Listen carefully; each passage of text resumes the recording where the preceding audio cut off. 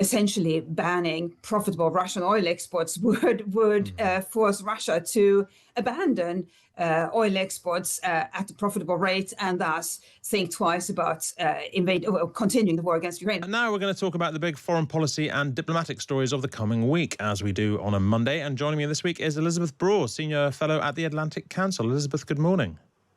Good morning. Thanks very much for being with us. Let's start with Ukraine, as we so often do. One of the defining images of the weekend was that picture of President Zelensky of Ukraine and President Trump in the Vatican, locked deep in conversation, apparently not shouting at each other. President Trump even appeared, as he so rarely does, kind of sort of dignified and restrained. It was a really striking image. It was everywhere. But has anything, do you think, Elisabeth, actually changed? Elisabeth. Well, it was a striking image, and it was striking that the two men managed to meet and have a conversation that apparently went well. And we should give Pope Francis a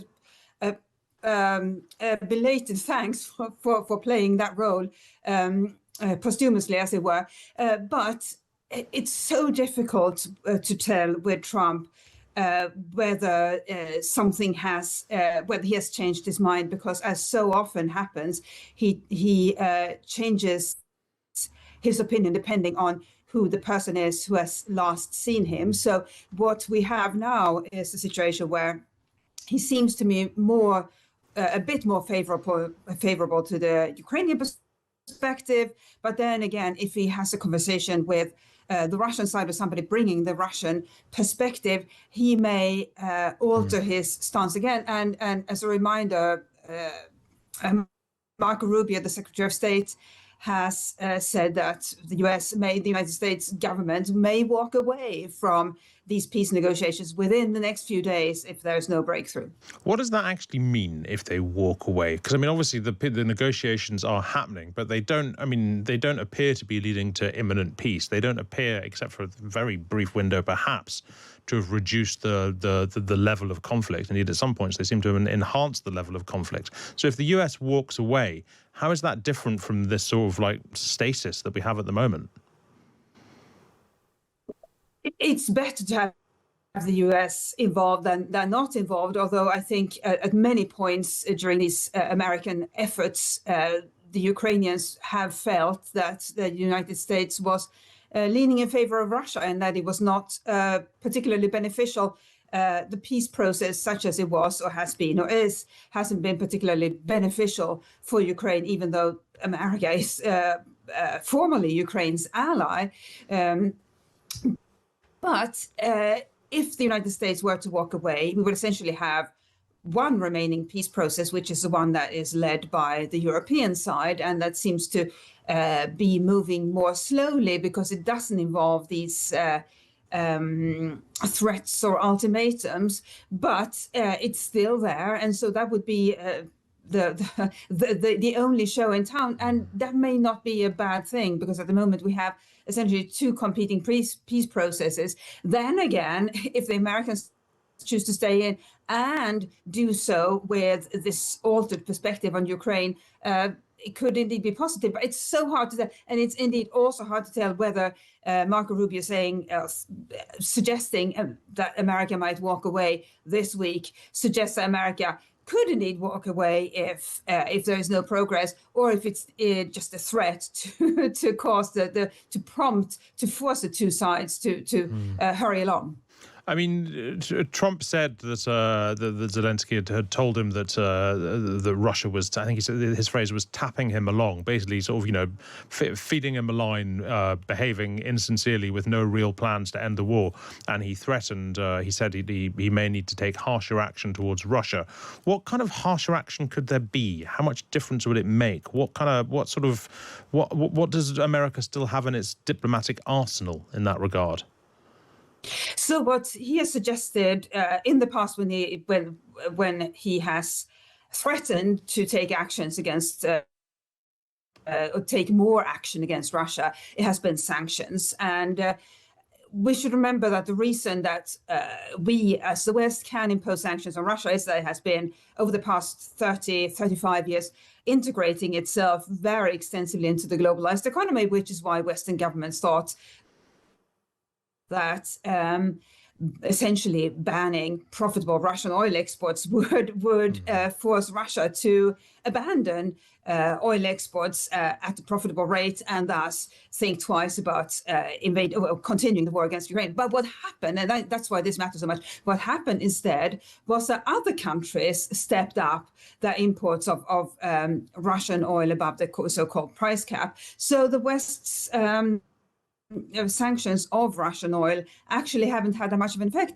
And that, I think, would also happen if there were to be more sanctions, more significant sanctions on Russia. Other countries that are not part of the Western coalition would then step up their trade with Russia or their imports of those Russian goods or services. And that's why it's so tricky to figure out what else to do short of taking military action. Well, here's what Donald Trump said on his return to the US. President Zelensky talk to you about Crimea? Well, he did, very briefly, but Crimea was given away by Barack Hussein Obama and by Biden. That's 11 or 12 years ago. That's a long time ago. I don't know how you can bring up Crimea, because that's been a long time. Nobody brought it up for 12 years, and now they bring it up now.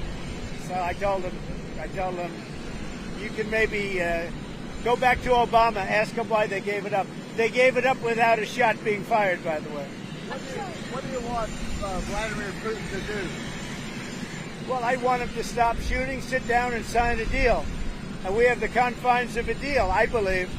And I want him to sign it and be done with it and just go back to life. What punitive action are you considering taking against Russia? Well, I have a lot of things I can do. I'm not looking to do it, but I have a lot of strength. Yeah, that's Donald Trump speaking on his return to the US from Italy, and we'll obviously see how that goes. Elisabeth, you're the author of the book Goodbye Globalization, published last year. Have things this year moved rather faster in that regard than you could have anticipated? They have. I anticipated the end of globalization, or the collapse of globalization, as we have seen take place between the West on one hand and Russia and China on the other hand. What I didn't anticipate is the extraordinary developments that have taken place involving the United States and its Western allies. I predicted the return of a divided world, but not this divided, and that is the shocking part into how many pieces will the globalized world divide. That is the fascinating drama we are watching at the moment. And we have to remember, international trade is indispensable. We can't all be providing or be producing everything we need within any given country. And so we have to trade with somebody. But who is that? If it's not going to be the US, if it's not going to be Russia and China, who is it? Yeah, well, a great insight there for sure. We look forward to Volume 2.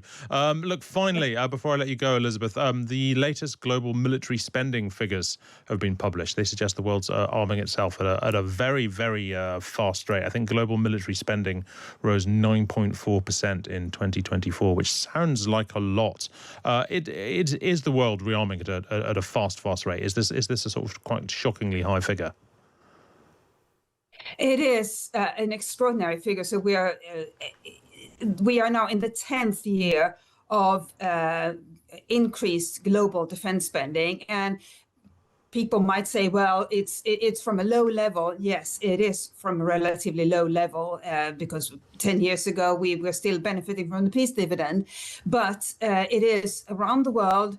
And a lot of it is taking place right here in Europe. And for example, Germany has increased its defense spending very rapidly. And so have a number of other European countries. And of course, the UK is also increasing its defense spending, albeit from a comparatively high level. And I think the